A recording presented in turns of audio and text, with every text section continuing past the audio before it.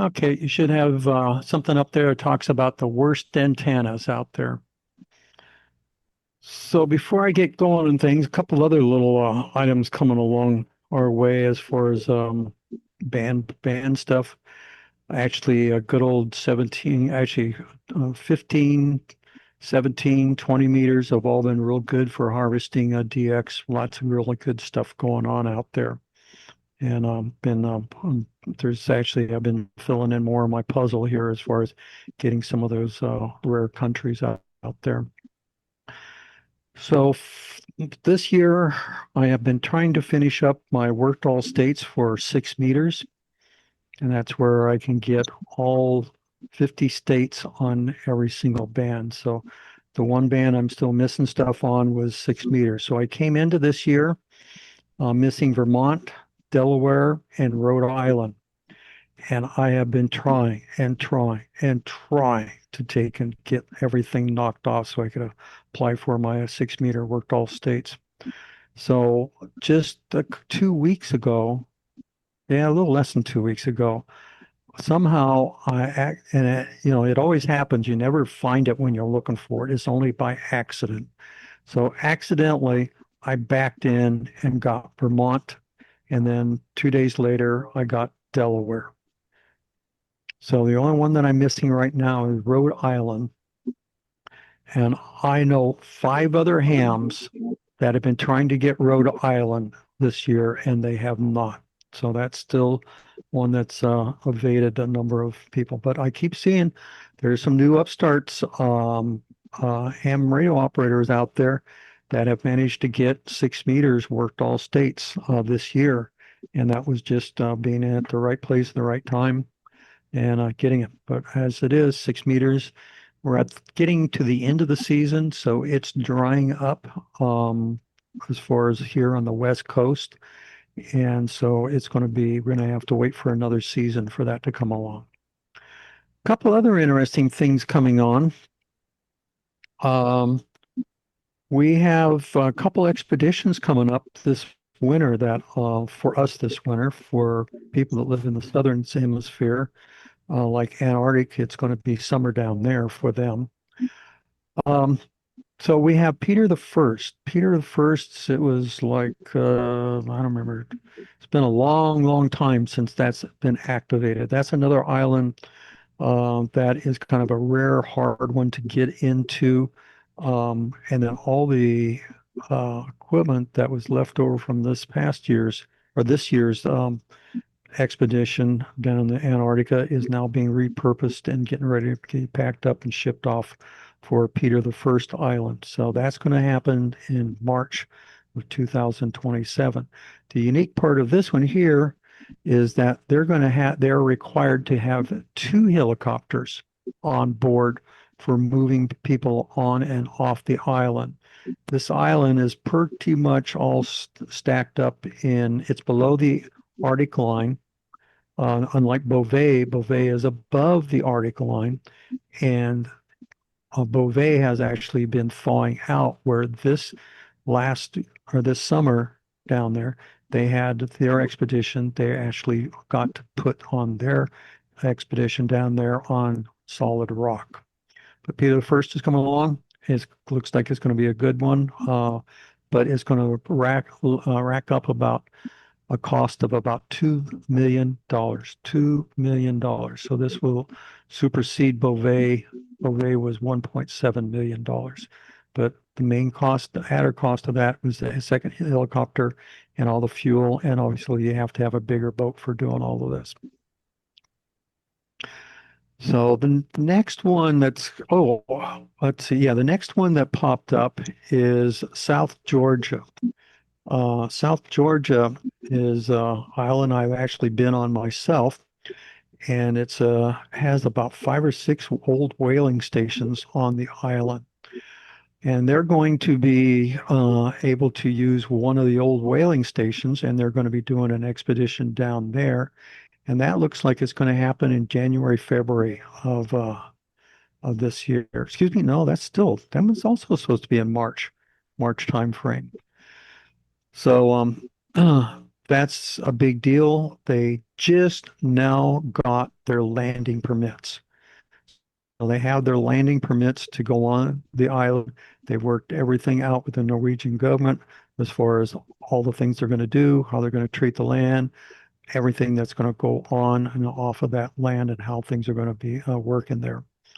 So that's in the books coming up. They are scrambling like crazy to finish up their getting all their money together to do the event and to secure any of the last minute things that they need. Like I hate thinking about trying to secure fuel at this point in time in the world as far as the cost of fuel for operating the boat and also operating the two helicopters down there. The reason they want two helicopters is because they're below the Arctic Circle. If they have a failure with one helicopter, there would be no way of getting people off that island. And we've seen that in a previous expedition for Beauvais, where the it wasn't a helicopter problem, but it was the weather changed at the very last minute. This was back probably 7, 8 years ago, and they couldn't get back on the land to be able to get the last load and the last group of people off the land. So anyway, they want two helicopters. So those are exciting things coming up. There's lots of other, if you take a look around in the internet, you can find out list of all the other great things that are going on. So here's one other real weird one. And then I'll get on with our presentation here. So the other night I was on 15 meters and I worked, let's see, Kazakhstan, Tajikistan, can't remember, but anyway, I worked 4 different stands. So it's a cluster of countries that used to be in the old Soviet Republic there, all in a row, all in the same row, one right after another. So I worked 4 different countries that were all stands in it in a row. And then so that's unique by itself. The next place I worked after them was a place down in Antarctica. It was a Australian research station down there. So you never know what you're going to run into, and it's always pretty cool on what you find out on the bands up there. So Mike, I think the other one was Uzbekistan. Uzbekistan, that's right. Uzbekistan was the other one that I got there. Yeah. So that was really cool. So did I tell that one before or not? No, I just knew the other country that began with Uzbekistan. Yeah, Uzbekistan was one of those in there. So let's talk about worst antenna. So this is kind of a little tricky piece of work here that I kind of put together. So anybody that sorry about this, doesn't quite have the right call sign on it, but anybody that's visited me here at the house here knows that I kind of live back in a little ways as you come up the driveway. And as you come up the driveway, you pass my barn. And as you pass the barn, you can see the house. And then it becomes pretty darn apparent that ham radio operator lives here. There's all kinds of antennas all around everywhere. And so it's a house that's well adorned in it. I've had to work very hard with the permitting process with my wife to be able to put up some of the antennas up there. But I do have one antenna that's out in the field there that literally takes up, I live on 9¼ acres, but I have one antenna that literally eats up almost 1 acre worth of space there. So let's take a look at some problems about antennas. So we take a look at this house. Ham radio operator lives here. What is it that we don't see? We don't see any antennas up there. It's like what's missing is like antennas. Where are they? I don't see a flagpole antenna. So does he live in an HOA and he's having to camouflage it, or are all these antennas up in the air? Well, this particular individual, he got his license. He worked his way up and got his general license. He went out and bought a really nice radio, and it's been sitting in the box. But he hasn't done anything to put up his darn antennas. Well, why? So let's talk a little bit about some of this stuff. So, and some of this that I'm going through, I keep running into it. I keep running into kind of some weird excuses on why people aren't going forward and getting up some of their antennas and getting on the air. I mean, the all important thing is get on the air. You've done the research, you've figured out, how to pass your general exam. You've gone out, researched, bought yourself a nice antenna, a nice radio. You've done your research and picked up a nice antenna, but it's that assembly process and trying to get it up there. So, so you kind of look at the antenna, open it up, and it's like, man, is this thing too complicated? There's all these nuts and bolts. Looks like a lot of work to get it up here. So some people, looks at the diagram of what the radio looks like. Is this, I read through the instructions, but I don't understand how you assemble things. Different people have different abilities. Some people can't deal with or don't really deal with assembly processes. And we know that antennas is a little bit complicated sometimes. Some of the antennas are really easy. Some of them are very, very complicated to put together. But for some people, they take a look at the illustrated parts breakdown for an antenna, and it looks like this transfer gate case here that I showed you. Okay, so if a person gets stuck on things, one of the things that I'm trying to, in this little discussion here, is push on when you get stuck on things or you want to ask another person for their thoughts or what they think about something. There's nothing bad about asking a ham, hey, I have this really complicated antenna. I'm not sure exactly how to put it together, but ask another ham for help. Hams are always willing to take and provide either information, a little hand, helping hand to take and do things, but reach out to another ham radio operator and find out what they can say and what they can do to come out and help you out. So now a lot of the antennas also these days are pretty dang simple. So gee whiz, this guy has finally figured out how to take and put up his 2-meter antenna. So he has the thing all assembled, but it's like, okay, I got it assembled. Now, how do you get it up in the air?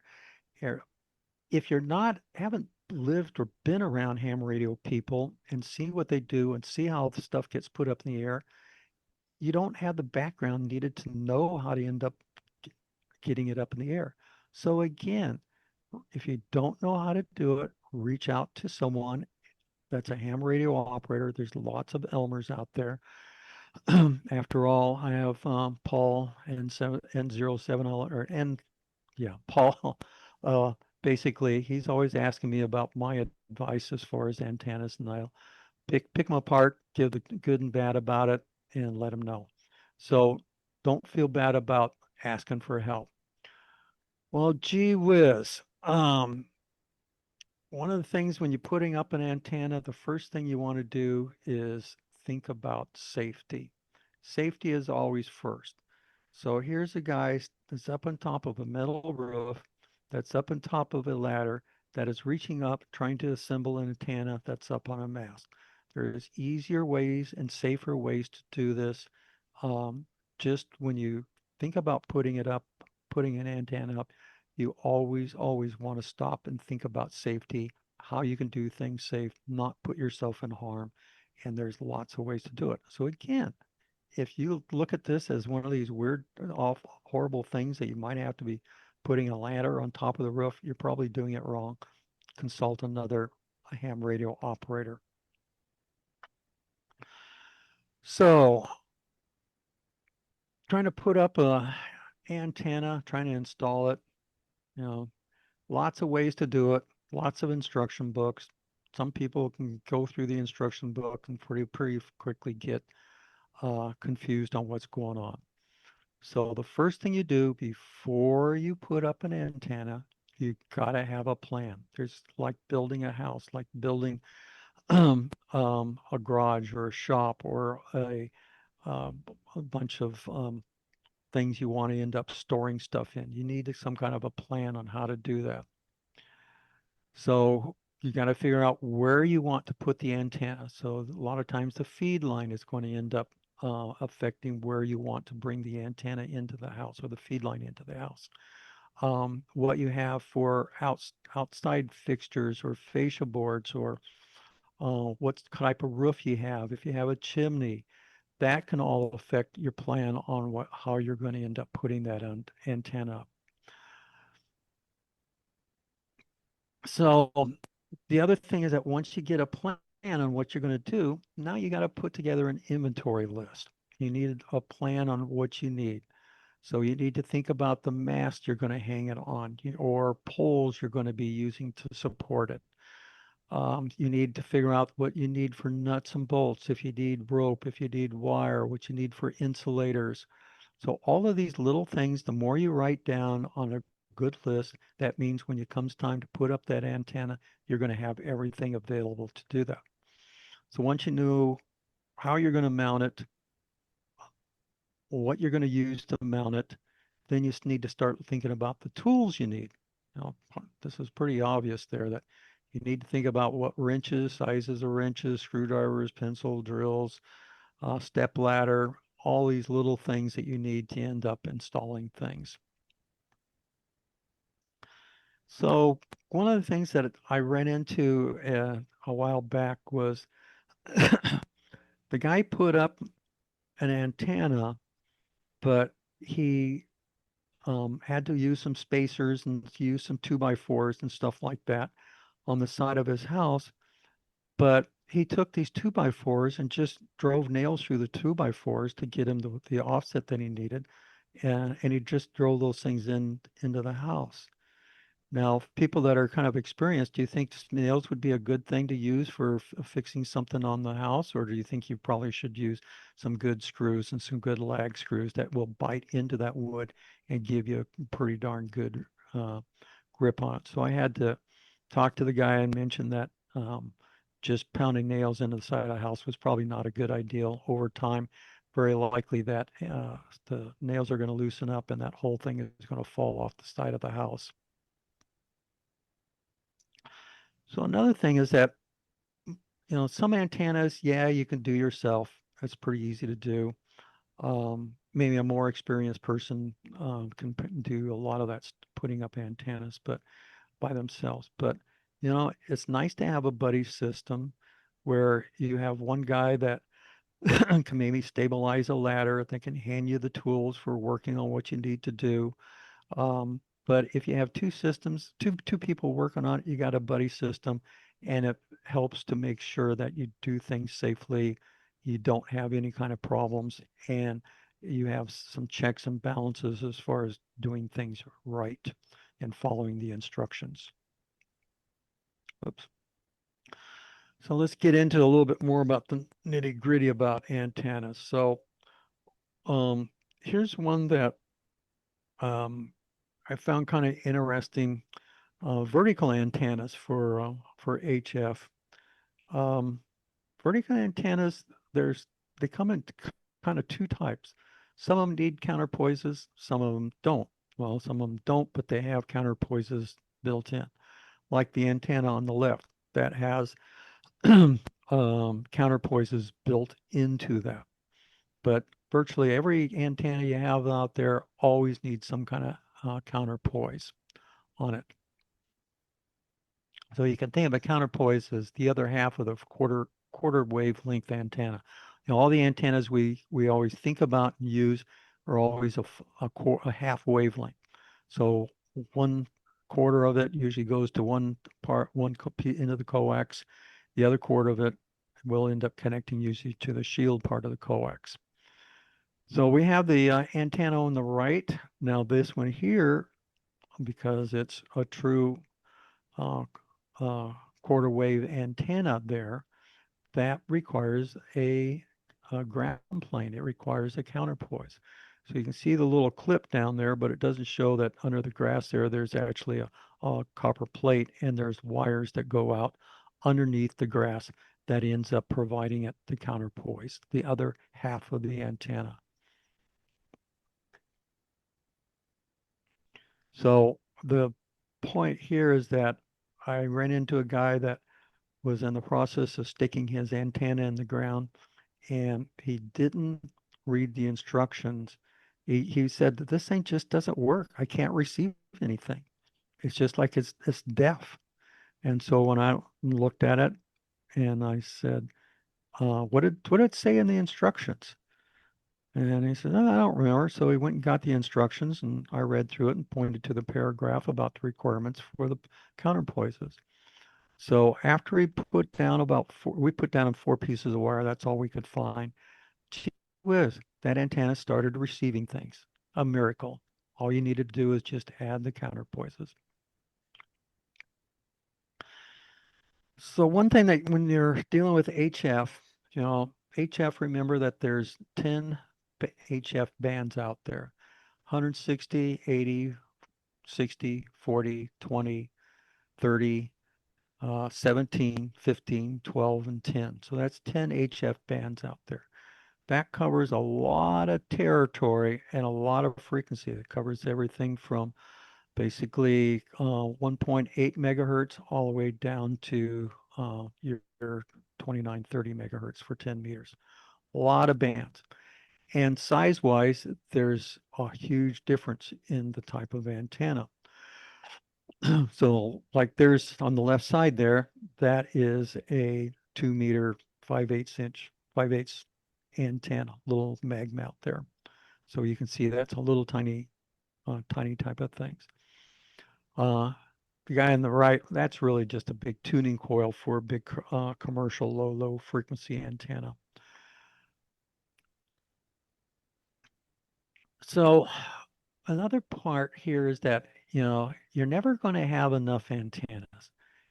Some people think, well, I can put up one antenna, G5RV or Carolina Windom, something like that. That'll get me all my bands I want. Those are all compromised antennas. Yeah, they'll get you around on the bands. They may not do things particularly well on some bands. Some bands it's really pretty terrible, but people kind of think that you can get away with doing that. But the good old simple antenna of just a good old dipole is probably one of the best antennas you can put up there. A simple old dipole with just 2 pieces of wire tied to a piece of coax in the center of it. Just always works. It's easy to tune, gives you a wide bandwidth, and it allows you to operate things. So, okay, so let's say you put up a 10-meter dipole. So a 10-meter dipole is around 16 feet 8 inches. A 80-meter dipole, so that's not big. That's pretty easy to put into a fairly small space around your house or in an attic or drape across a tree or something like that. But let's say you want to get on 80 meters. Well, 80 meters is a whole different ball game. That's 132 feet. 132 feet. That doesn't fit very well in any kind of a lot in a city. You need kind of a country place to end up doing that. So there are compromise antennas that will allow you to take and work with a smaller amount of wire, and you can get on 80 meters, but it's only going to give you a very small bandwidth. So you're only going to be able to work within a very small range of frequencies on 80 meters. 80 meters is such a large band. It goes from what, 1.5 megahertz up to 4 megahertz. So it's so wide, even if you have a dipole that has a really wide bandwidth, it literally, if you want to work one end of that band to the other end of that band, it takes you 3 different antennas. 3 different antennas. So usually most people just end up cutting one for the upper band for the phone band, and then cut another 80-meter antenna to get the CW digital side of the band. And they call that good enough. But that'll give you a good flat tune. Hardly even need well, you will need a little bit of a tuner in there for getting some of the band edges out of there. So that's something to think about. You're never going to have enough antennas. So I have 8 different HF antennas up, and I'm able to get all the way from 160, and also there's 2 other really low frequencies above 160, but I can get across not all of 160, most of 80, because I got 3 different antennas that will do 80 meters. I got 2 antennas, and I'll get into what some of these different antennas are a little bit later. But I got lots of antennas that give me overlap, so I can get to different parts of the band pretty easily with using different antennas. But you're never going to have enough antennas. That's just the way it's going to go. So here's another thing to consider is takeoff angle. When you put an antenna up, one of the most important things that you have on there is how high across the ground. In order for a antenna to work to its best performance, you want to place that about a quarter of a wavelength above the ground. So here's a couple things you might want to think about. Um, so if you can see kind of on that chart on the left, we use the ionosphere. That's our magic key for getting long distance. We can take our radio waves and bounce it off the ionosphere, bounce it back to the Earth, bounce it back up the ionosphere, back to Earth, and get some incredibly long distances, provided our ionosphere is in good health. And we know right now that we're on the waning side of our current solar cycle, so it's starting to go downhill. Matter of fact, 10 meters, 10 and 12 meters, I haven't, I've seen a little tiny bit of activity on 10 meters and 12 meters, but it's virtually dead. It's not healthy at all. 15 meters, it has good days and bad days on it.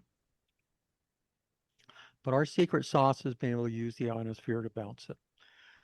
So, and it depends on what part of the ionosphere, how high it up is, how high it up, the longer the bounce is, the lower it is, the less bounce. So let's take a look at a couple examples here. So, dang it, I still need my darn glasses. So let's look at 20 meters. So we have a skip distance of around 300 to 500 miles. Um, so that's on 20 meters. So that means, look, going back to our little chart here, that's a little distance underneath the skip here on the left here. So that little chart area under there, that represents about 100 to 200 miles of where I'm not going to be able to get any coverage on that for 20 meters. So that's going to kind of mess me up for kind of close in stuff. Not so bad on 20 meters if you're trying to do worked all states. Now let's look at 10 meters. 10 meters. That skip distance there is between 600 to 1,000 miles. So what does that mean to you if you're trying to do a worked all states? Well, worked all states, it means you're not going to be able to get Washington, you're not going to get Idaho, you're not going to get Montana. Those are virtual impossibilities to get that. You have to look for some really weird situations. And the only way that I've been able to get those worked all, Montana was the nightmare that I had for both Idaho and Montana were my two big nightmares. But if you look at gray line, that skip difference changes a whole lot. And so that was the only way of doing it. So takeoff angles are really cool, but you have to realize where your skip is. In other words, for 10 meters, you're going to be halfway across the country before it gets back down to ground. So the ground is going to be middle America. That is going to be working real good, but it means that when it comes to skip, the next skip is going to get you over the East Coast over there. So those are going to be hard times to get it. You can get it. There's just the ionosphere has to be in the right place. So one of the things that I'll just throw this in here because if you got enough money, you can always put up a good high tall tower. And we know that the elevation above ground affects what that skip difference is. So the way you get around that is that on a tall tower, you take 3 beams and you stack it on the tower at 3 different elevations. The input and output from that all gets combined. And so when you as a radio operator, you get the benefit of kind of looking at not having to deal with that skip distance. You can take and fill in all the cracks because your antennas are at different elevation. So this is just the very bottom right over on the right hand side, that little plot there, little lobes sticking off to the right there. That's what a stacked set of Yagi looks like on a RF plot there. But you have to have some serious money to look at to do that kind of stuff.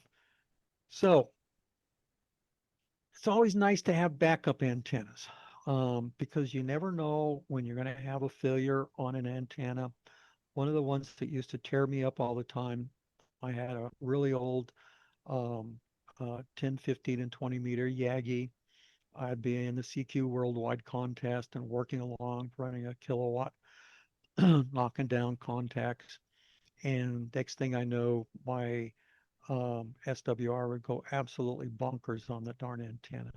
And basically, I think through three different contests, I burned up three separate sets of traps in there. The traps are the things that allows a single or a long piece of aluminum to handle either a 10 meter, 50 meter, or 20 meter RF. So that little trap in there had turned it into absolute burned up charcoal in there. Fortunately, for 20 meters, I had a very nice Carolina Windom. Carolina Windom, it's actually a 160 meter version of that, but 20 meters has always been absolutely exceptional. It's been really good. So that wasn't the end of that contest. I switched over to my Carolina Windom and I kept on going. Didn't have the directivity, didn't have the gain, but I was still able to complete that contest. So it's always nice to have overlaps. So here's another way of having overlaps. So I talked about a dipole. So a simple dipole is always tuned for one particular band.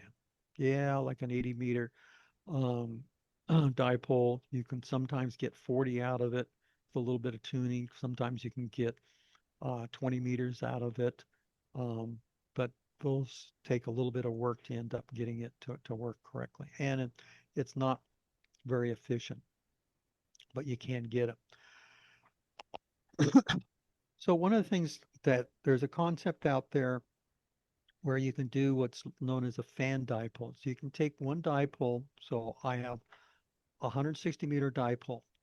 So I have another antenna that's underneath that by about 3 feet. That's an 80 meter dipole. Then I have another dipole underneath that that is a 40 meter dipole. And that hangs about 3 feet underneath the 80 meter. So they're all hung up at the same place. They all go to the same feed point. When RF gets it to it, it finds the right path out to the right piece of wire and it works just fine. So that's another way of getting some redundancy on multiple bands.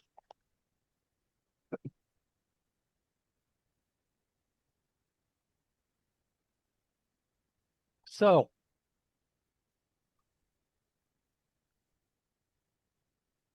this slide here kind of gets back to,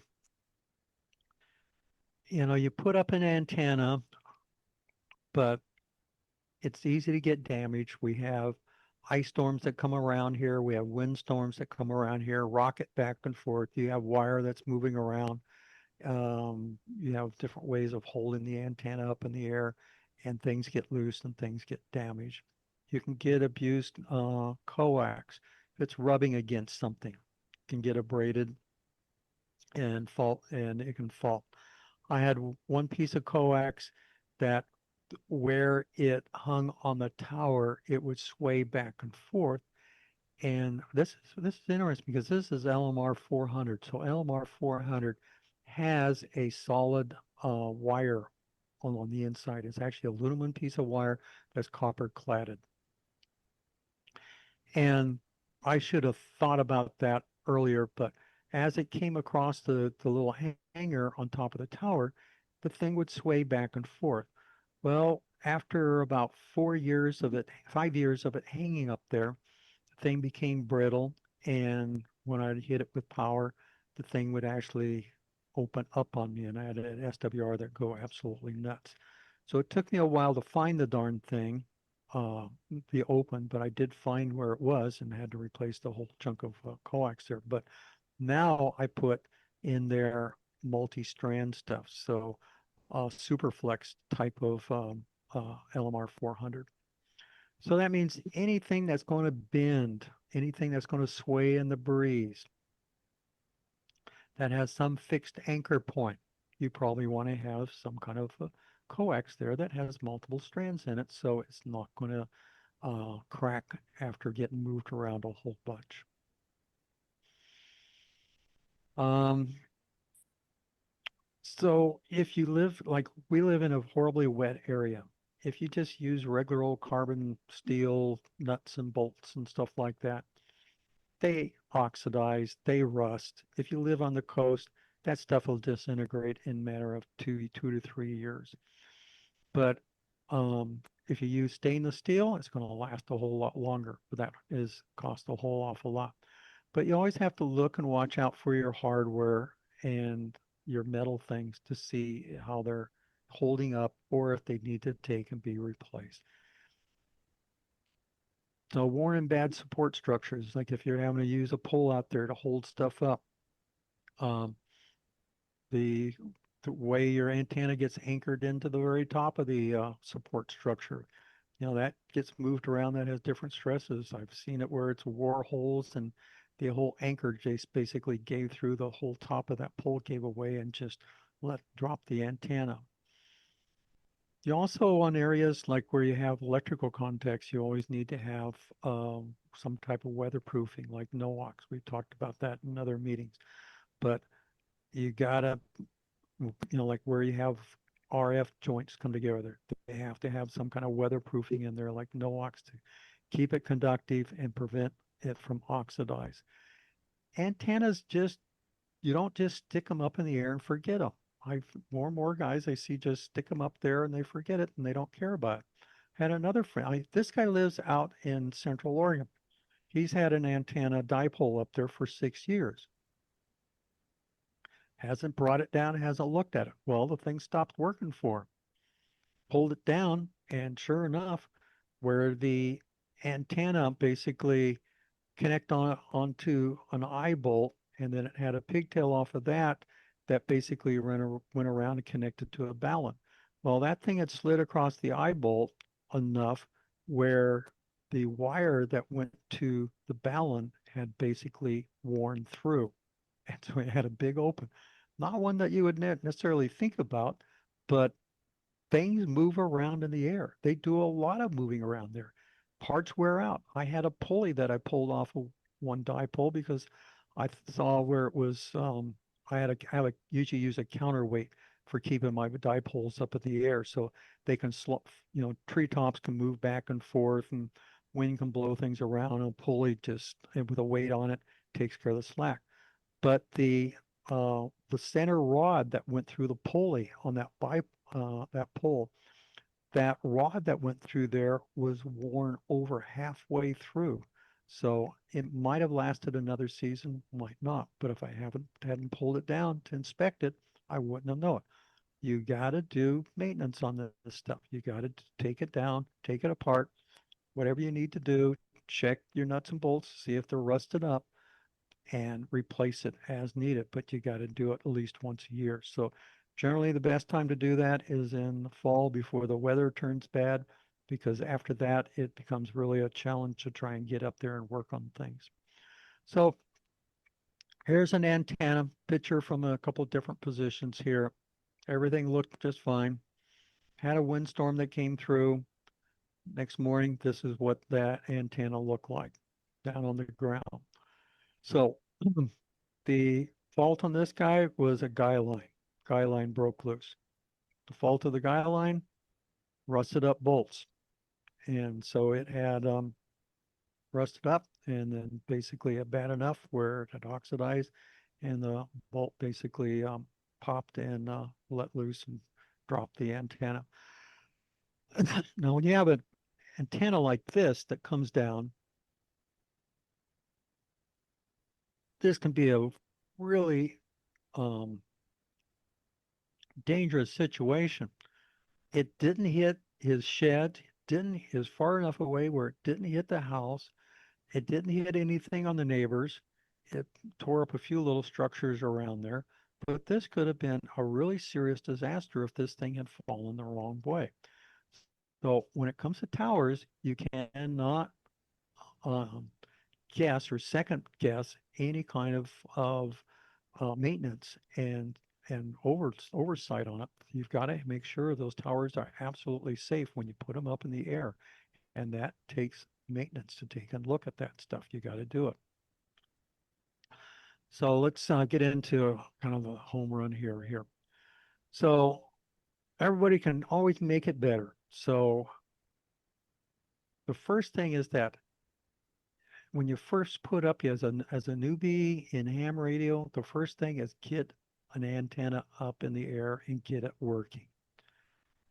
You learn. And for me, I learned and learned and learned because the weather is very unforgiving around here on what it will do for you. But get that antenna up in the air, get it on the air, get using it. Then Mother Nature will teach you a lot about what you need to really do to keep that up in the air and keep it safe. Working and talking to other hams on how they end up putting up their equipment and how well it stays up in the air. So you want to deal with other hams and get their input to see how they've solved problems. A simple dipole or an in-fed wire antenna for HF. Easy to do, very inexpensive. It's a super good starting point to get you going on the lower frequencies to be able to talk on HF.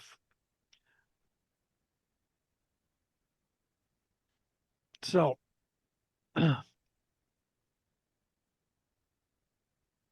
so take time um, to properly. So you want to end up taking your time.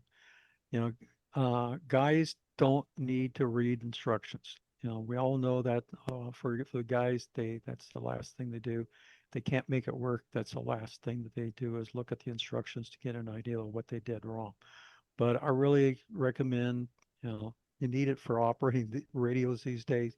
You need it for putting up antennas, for assembling your antennas, making the stuff work. So assembly, always make sure you assemble things according to the directions. If you don't understand what the directions are, back off and you think about it, do a little Googling, ask a friend about it to help clear up any kind of fog that you might have on understanding those directions.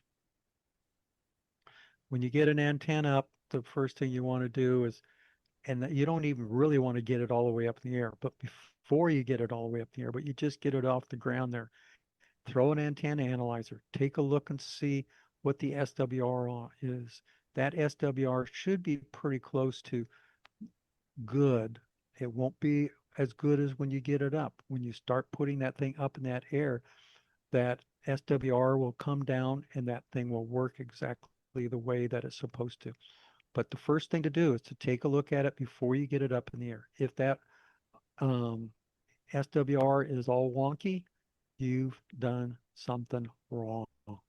There is something wrong assembled in it. You should have approximately a decent tune on that thing, or else you need to start tearing things apart, start looking to see what you did to fix the problems before you go through the effort to get it all the way up in the air. It's always easier to fix an antenna when it's down on ground level it's doing than at 60 feet up in the air.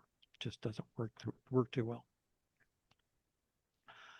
So another thing is that as you do it, working for some of your first antennas that you're getting up there, you always want to use the KISS principle. That's keep it simple, Sam. You want, I highly recommend using simple wire antennas. Like if you're maybe working the 20 meters on down to 10, you can find some decent verticals that you can use for putting up, like for SOTA and POTA operations. That's an easy way of doing stuff. Um, most of your bands are all going to be single band antennas. Get your single band antenna up and working. Get to understand how it works and doesn't work. And then you might consider adding on, making it more into a fan antenna. I will tell you one thing, when you make it into a fan antenna, like if you have a 40-meter antenna, you add maybe 20 and 10, or excuse me, 20 and 15 underneath it. Um, it's still going to change that performance of that primary 40-meter antenna. It's going to change the performance. You'll have to adjust wire lengths, and there's lots of stuff on the internet that helps you to figure that stuff out. But it will make some differences on how that antenna works. So you'll have to get a little accustomed to how that stuff works. You want to avoid complexity. If you're trying to do something, putting up an antenna, and there's a lot of complexity that goes on with it, I recommend stop and think about it. Think about how you can make it simple. All of this hanging up antennas, it should be really, really simple, but there's some simple things that you have to do to keep it simple and to make things work and put up a good, safe working antenna. I also avoid, any sometimes you don't have, let's say you have want to put up an 80 meter antenna. Well, you can't get a full 80 meters between two trees and the only trees that you have. So what you kind of do is kind of say, oh, well, how about can I just droop the ends? Like if I just droop it down 3, 4, 5 feet off the ends, was that going to hurt? Do it. That'll make it, at least it'll work. Those are easy compromise. Now, if you're having to take and do 50% drooping off of it, I think you're probably going at it the wrong way. You probably need to end up rethinking about what you want to do for that 80-meter antenna. You don't want severe, weird, uh, do weird things to compromise that antenna to get it up there. Yeah, it may work, but it may have so much reactance that it's a really poor radiator when it's trying to send out or transmit or receive any kind of RF. So let's look at something really simple here. That little chart on the right side there, that gives you what band you want to work, gives the frequency that it's set for, and tells you your dipole length.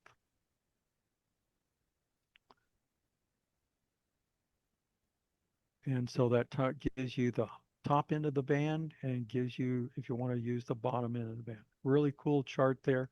You can find this and a lot of other similar stuff out there on the internet. So remember, any antenna is better than no antenna at all. A dipole is the absolute simplest thing you can put up, least likely to screw it up, least likely to have any problems with it. It just works. And um, I have to say that, for hardly who works 30 meters. I really like 30 meters. 30 meters is a digital band. I think it only allows 200 watts of power, but it's just insane. It's a good compromise between 40 meters and 20 meters. Later on, when our solar cycle basically dies off, 20 meters isn't going to be open. You can still get some action off of 30 meters. So it's a wonderful play band. But all I have up there is just a simple 30-meter dipole hanging up in the air, and I have been able to work all over the bloody world with that thing without any problem. It's really pretty simple. So think about a dipole. Another thing, if you're squish for space, you can also squish it where you can make it a V. So you can hang the center of it up way high in the air and bring the ends of that closer in. And so that will end up saving you some space and where you don't have the full length out of there. So in other words, like for an 80-meter dipole, you're going to have 132 feet, I think it is, for the full length of that. No, excuse me, 60, that isn't, it says 60 feet on that, 66 feet. So, no, that's got to be the quarter wavelength. So 132 for the full half wavelength. So that's really hard to find room for that. And so you could do a inverted V and squeeze it down to maybe only 80 feet, and it'll work just fine for you. So again, uh, this is one of the guys that I always like. So let's wrap this thing up. So I keep beating on the bush about any antenna is better than no antenna at all.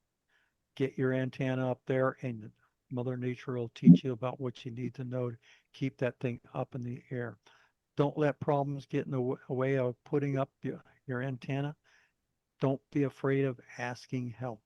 There's lots of good Elmers out there that are more than willing to step in and provide you advice, provide you help, even do a social call to help you take and put things up. Don't try to put up a perfect antenna. I've had one guy that he wanted to put up an 80-meter antenna. He spent over a year researching, trying to find out what wire to use up there, what kind of insulators, how to support it, what type of coax, does he need a balun? Does he not need a balun? What kind of balun he needs to put up there? And he kept going back and forth, confusing himself, but he literally wasted a whole over a year's worth of time where he could have just put up some simple basic 80-meter antenna, at least get on the air, even if he had crummy coax and maybe crummy insulators and maybe house wiring for the wiring of the darn thing. That works fine. But he wasted a lot of time on getting onto 80 meters. So just get something up, even if it's not the best. You can keep going back at it and keep improving it, putting better things up, doing testing of different things, and learning as you go. That's the best learning experience that you can have. We all learn by our mistakes. So here's the next bullet. So putting up antennas is a lifelong learning experience. Every time you put things up, it's always a different problem you're trying to solve, different experience, different people around, different questions being asked, different kinds of hardware. You're always learning. And that's the thing I love about this hobby is that nothing ever gets old. You're always learning something new. So start simple. Remember the KISS principles. And above everything else that you do out there, think safety first. Always think about what can go wrong and make sure that you work around that problem. Don't do something stupid. So anyway, that's it, folks. Any questions or comments or anything? Thank you, Mike. That was great reminders and great charts for us to remember when we want to put up a quick monoband. And as far as the internet goes, great resource for finding out how to filter out noise and RF chokes and other things that can help us with our performance. So yeah, no, awesome, great. I was wondering where you were going to go when it says the worst antennas. I thought first one's going to be a rubber duck. I can't wait to see what happens next. But anyway, yeah, thanks. Yep. So anyway, it's just yeah, it's the worst antenna is not putting an antenna up. Yeah, you're right. That's You're right. That's worse than a rubber duck. Yep.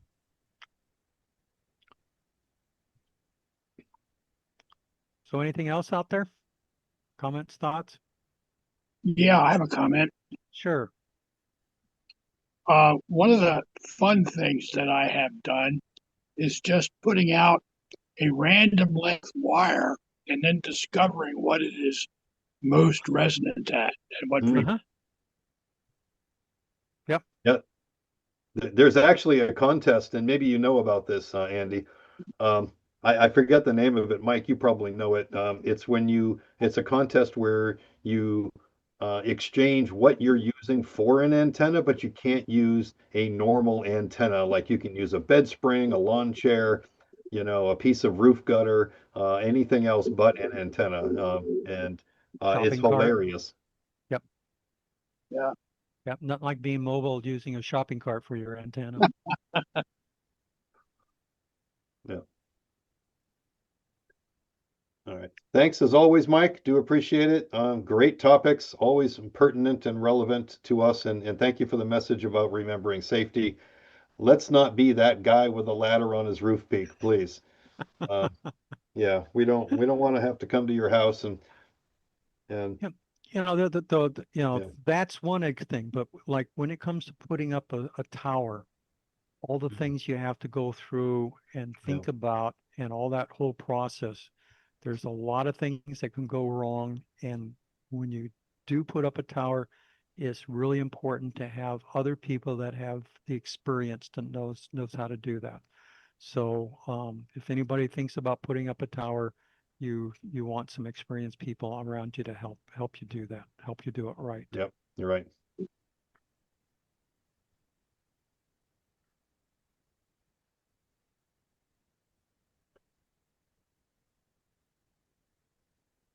Okay.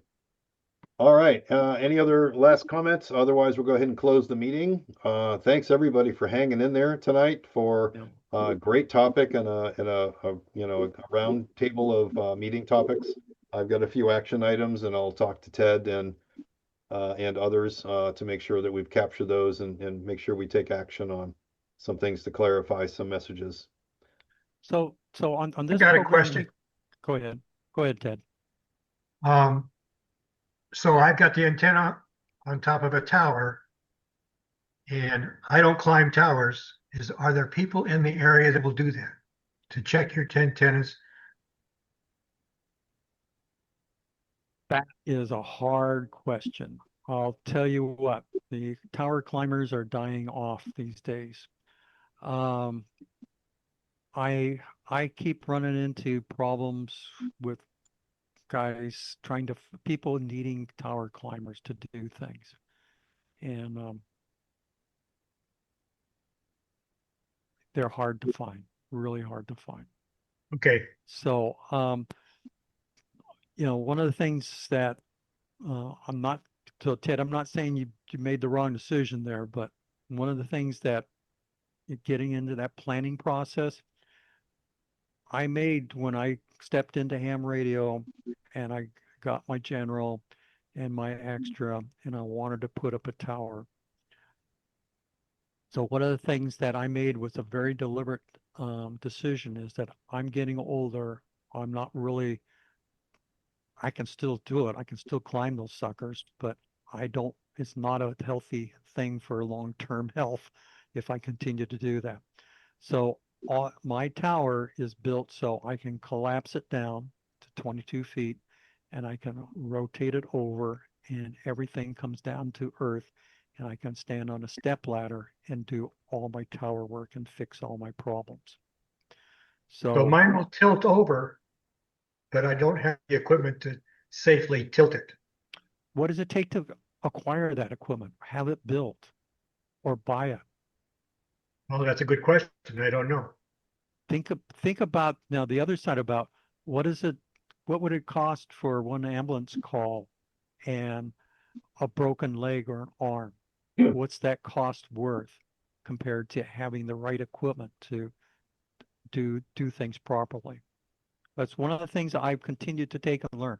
I've always kind of cheaped out on equipment and stuff, and these days I am tired of doing that where I could hurt myself or injure myself. I buy not the best, but I buy really good equipment, things that will do the project correctly. And same way with the tower. I have all the OEM equipment for doing that tower raising and bring it down because at my age, time is precious.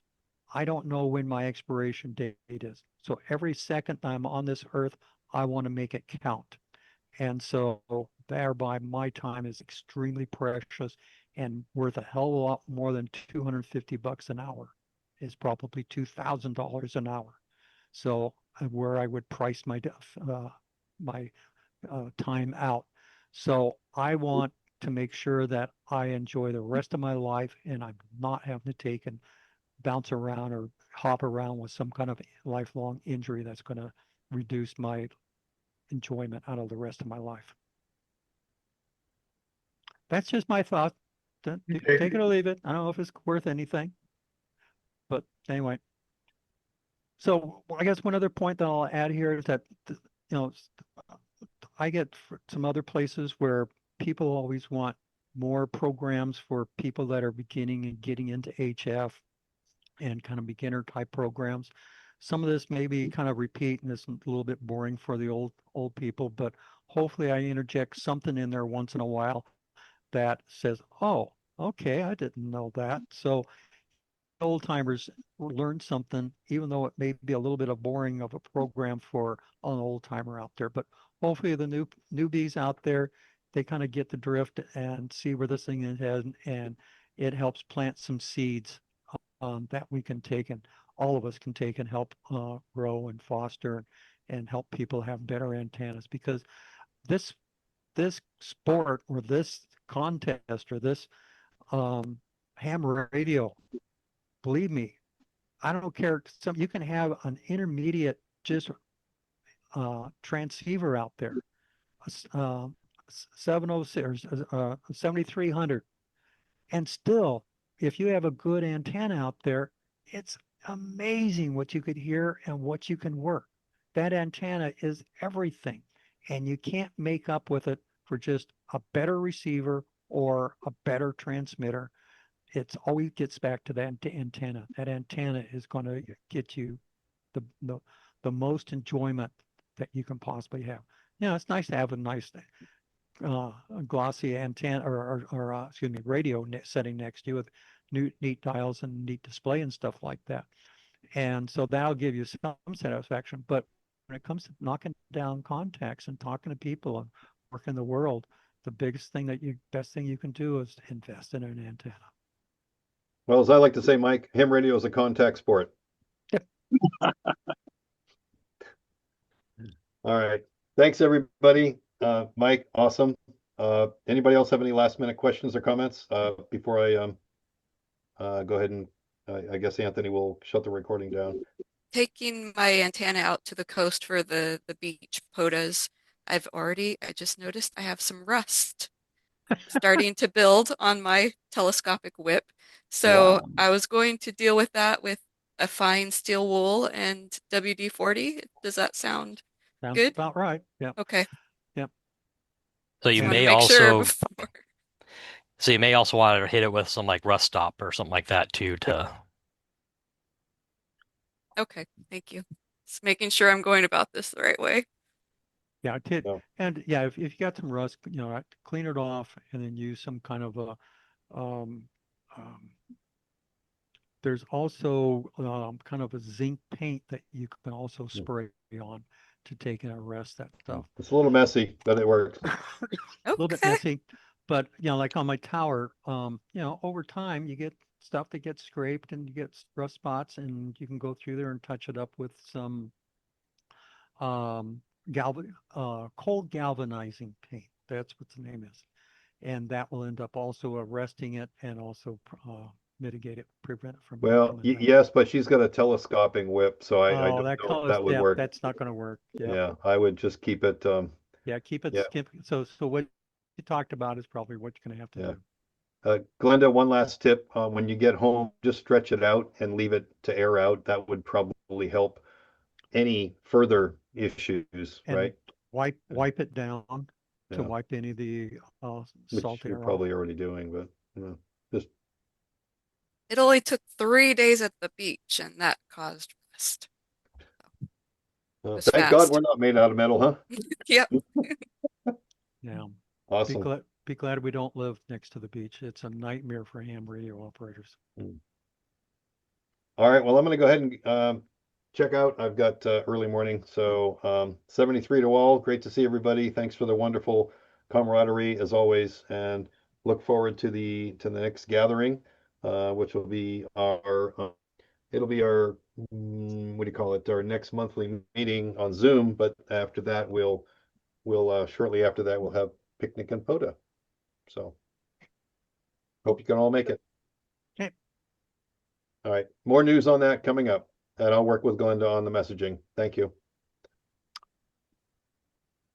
See Take y'all. care. All right, bye-bye. and I don't